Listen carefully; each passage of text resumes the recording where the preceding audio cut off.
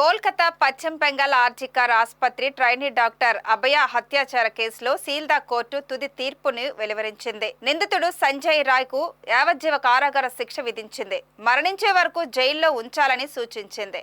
అభయ కుటుంబానికి 17 లక్షలు చెల్లించాలని పశ్చిమ బెంగాల్ ముఖ్యమంత్రి మమతా బెనర్జీ ప్రభుత్వాన్ని ఆదేశించింది. అయితే సీల్దా కోర్టు తీర్పుపై అభయ తల్లిదండ్రులు కోర్టు హాల్లో ఆందోళన చేపట్టారు.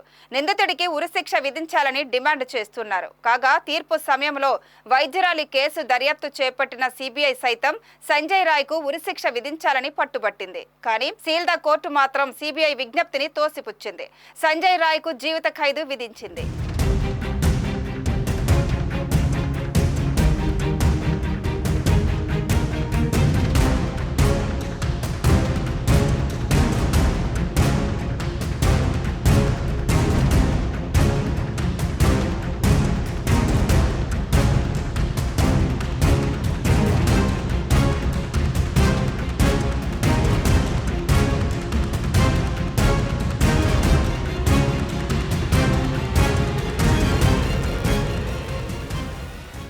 గత నెల డిసెంబర్లో కోల్కతాను వణికించిన జూనియర్ డాక్టర్ హత్య ఉదంతంలో నిందితుడు సంజయ్ రాయ్ కు మరణశిక్షను సమర్థించే సాక్ష్యాలను సిబిఐ సీల్దా సెషన్స్ కోర్టుకు అందించింది. తాము చేపట్టిన దర్యాప్తు ఆధారంగా నిందితుడు సంజయ్ రాయ్ కు మరణశిక్ష విధించాలని సిబిఐ తన వాదనలో ముగింపు సమయంలో కోర్టుకు తెలిపింది. అందుకు బలమైన biological sample, CCTV footage analysis, 50 మంది సాక్షుల వాంగ్మూలాలే సాక్ష్యమని చెప్పింది. తీర్పు వెలువరించే సమయంలో నిందితుడు సంజయ్ రాయ్, నేను అమాయకుడిని, కావాలని నన్ను ఈ కేసులో ఇరికించారంటూ కోర్టుకు తెలిపారు. సంజయ్ రాయ్ వాదనల్ని సీల్దా కోర్టు అదనపు జిల్లా సెషన్స్ జడ్జ్ అనిర్బన్ దాస్ ఖండించారు. నిందితుడికి జీవిత ఖైదు విధించారు.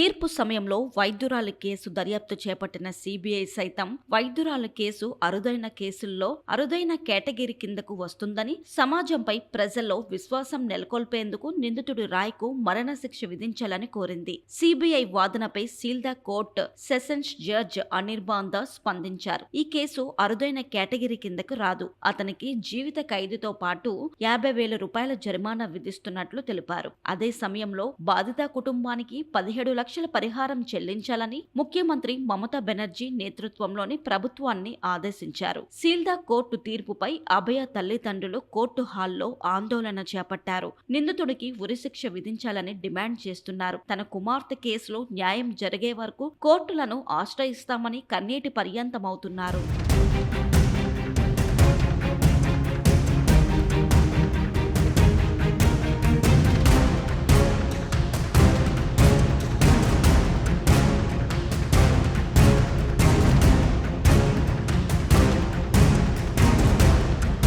అంతేకాదు, నిందితుడు వైద్యురాలపై జరిగిన దారుణంలో ఏకైక నిందితుడు సంజయ్ రాయేనని స్పష్టం చేసింది. బాధితురాలపై జరిగింది భయంకరమైన నేరమని, అత్యాచారం, హత్య అరుదైన నేరంగా పరిగణించింది. దర్యాప్తులో సేకరించిన ఆధారాల ఆధారంగా సంజయ్ రాయ్ కి ఉరిశిక్ష సరైందని సిబిఐ తరపు న్యాయవాదులు కోర్టులో వాదించారు. సిబిఐ వాదనల ముగిసిన అనంతరం సంజయ్ రాయ్ తరపు లాయర్ సౌరభ్ తన వాదనల్ని వినిపించారు. తన క్లయింట్ సంజయ్ రాయ్ నిర్దోషి అని, అతనికి వ్యతిరేకంగా సాక్ష్యాధారాలను చిత్రీకరించి ఆపై అతన్ని ఇరికించారని కోర్టుకు తెలిపారు.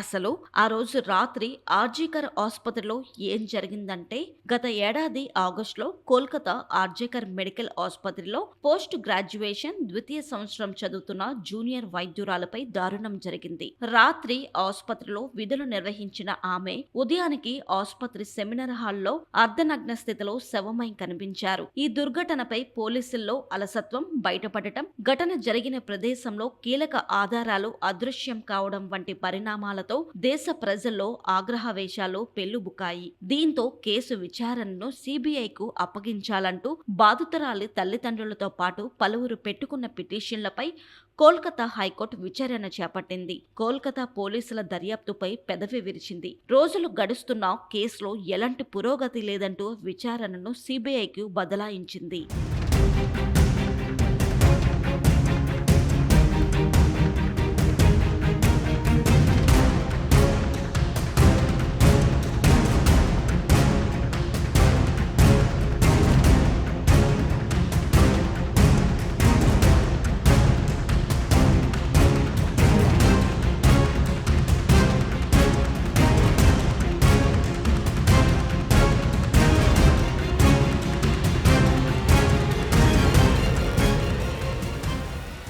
తాజాగా సీల్దా కోర్టు సంజయ్ రాయ్ కు జీవిత ఖైదు విధిస్తూ తీర్పును వెలువరించడంపై కోల్కతా వ్యాప్తంగా ఆందోళనలు మొదలయ్యాయి. నిందితుడికి ఉరిశిక్ష విధించాలని ఆందోళనకారులు తమ నిరసనని తెలుపుతున్నారు.